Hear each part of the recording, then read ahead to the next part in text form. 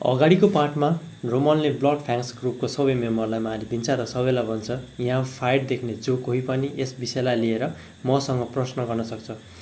अब हाम्रो कथामा रोमन भन्छ बग जुनियो जसले मुरिम वर्ल्डमा आफ्नो स्थानलाई उच्च ठाउँमा राखेको थियो। उसले आफ्नो जीवनको अन्तरालमा धेरै मार्शल योद्धाहरूसँग लडाइँ गर्यो। ती सबै योद्धाहरू उसको हातबाट मारिए। त्यहाँबाट वर्ल्डलाई थाहा भयो कि यो वर्ल्डमा अब नियन्त्रण हुन्छ त हेभेनली डेमन सेटको लिडर बग जुनियोबाट। तर अब मलाई धेरै मेहनत गर्नुपर्नेछ यो आवारा झिना मसिनाहरूसँग फाइट गर्न। रोमन भन्छ हान्स यहाँ गार्डलाई बोलाऊ र भन कि यहाँ के भएको थियो र यस घटनाको बारेमा जानकारी पनि टिप्नु भनेर। हान्स हुन्छ भनेर त्यहाँबाट जान्छ। त्यही फेरि रोमन सोच्दछ कि यो बडी साह्रै काम नलाग्नेछ। यो बडीमा त्यति की पनि छैन र जति छ त्यसको फ्लो पनि राम्रोसँगले भएको छैन। मलाई सुरुमा यहाँको सबै कुराको बारेमा जानकारी कलेक्ट गर्नुपर्छ र एउटा प्रोसेस युज गर्नुपर्नेछ जसको नाम स्केलेटल मेटाफोर्सिस हो। त्यतिखेर त्यो केटा आइपुग्छ र भन्छ मास्टर धन्यवाद हजुरलाई मलाई बचाउनु भएकोमा। रोमन सोच्छ यो त अघि कुटै खाने केटा हो। रोमन भन्छ गलत नसोच, मैले तँलाई बचाउन यो सबै गरेको होइन। मैले त केवल यो ब्लड फ्याङ्क्स ग्रुपको मेम्बरलाई नियमको उल्लङ्घन गरेर मात्र त्यसको सजाय दिए। त्यसैले त यसको कारण होइन र मलाई एउटा कुरा भन आफ्नो बारेमा झुट नबोली यदि आफ्नो बोलीलाई सधैँ बोल्न चाहन्छस् भने। हुन्छ हस् भन्दै त्यो केटा बोल्न थाल्छ। मेरो परिवारले खेती गर्नका लागि ब्लड फ्याङ्क्स ग्रुपबाट पैसा उधारो लिएको थियो। हामी सजिलै त्यसको पैसा तिर्ने थियौँ त्यहाँबाट आएको अन्नबाट। तर त्यो ग्रुपले हाम्रो सबै अन्न नष्ट गरिदिए जसले गर्दा हामीले त्यो अन्न बेच्न पाउन सकिएन, जसले गर्दा उधारो तिर्न पनि सकिएन।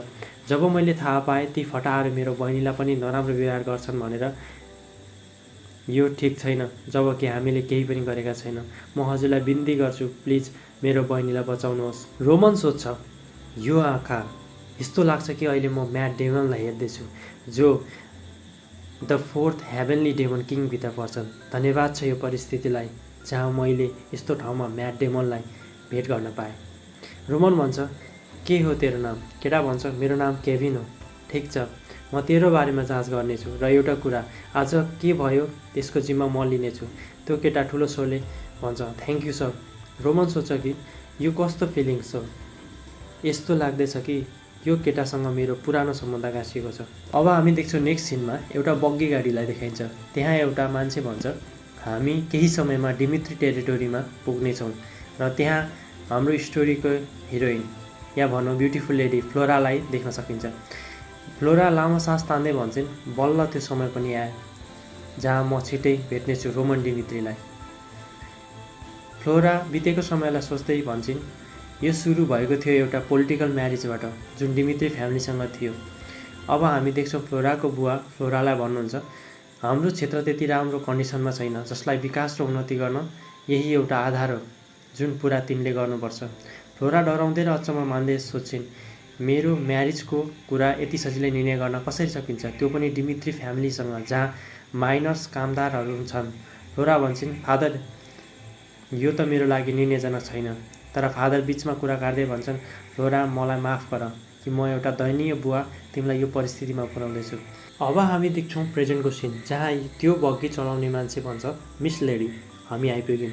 फ्लोरा सोच्दै हुन्छन् मेरो उज्जवल भविष्यका लागि म डिमित्री फ्यामिलीको सेकेन्ड सनसँग बिहे गर्थेँ किनकि बाहिर यो हल्ला थियो कि डिमित्री फ्यामिलीको ठुलो छोरा एउटा नसालु गजेडी र बढी धनी खालको जीवन बिताउँछ भनेर अनि धेरै महँगो पर्फ्युमहरू लगाएर हिँड्छ। त्यस्तो व्यक्ति मेरो लाइफ पार्टनर हुनै सक्दैन यदि मेरो देशको अवस्था नाजुक थिएन भने। त्यसैले म आज सिधै भनिदिन्छु कि म हजुरसँग यो पोलिटिकल म्यारिज गर्न सक्दिनँ भनेर फ्लोराले रोमन डिमित्रीलाई भनिदिन्छन्।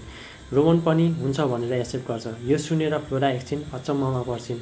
रोमन भन्छ यो एउटा पोलिटिकल म्यारिज कन्ट्र्याक्टले गर्दा मात्र हो, नत्र म जस्तो मूर्ख र गजेडीसँग यस्तो ब्युटिफुल लेडीले बिहे गर्छिन् त। त्यसैले हामी यो प्रपोजल क्यान्सल गर्नुपर्छ। फ्लोरा अचम्म हुँदै सोध्छिन् के भयो यो मान्छेलाई, के यो सिरियस नै छ? त्यतिखेर रोमन भन्छ म यो कुरा फादरलाई भनिदिन्छु। फ्लोरा भन्छन् पर्खनुहोस्। रोमन भन्छ केही समस्या छ कि? फ्लोरा भन्छन् समस्या त केही छैन तर के हजुरलाई म मन परेन? रोमन भन्छ त्यसो भए बिहे गर्ने त मसँग? फ्लोरा अक्मकिँदै भन्छन् बिहे त गर्दिनँ। रोमन भन्छ त्यसो भए कुरा फिक्स भयो हामी दुवैले चाहेको भनेको म्यारिज क्यान्सल हो।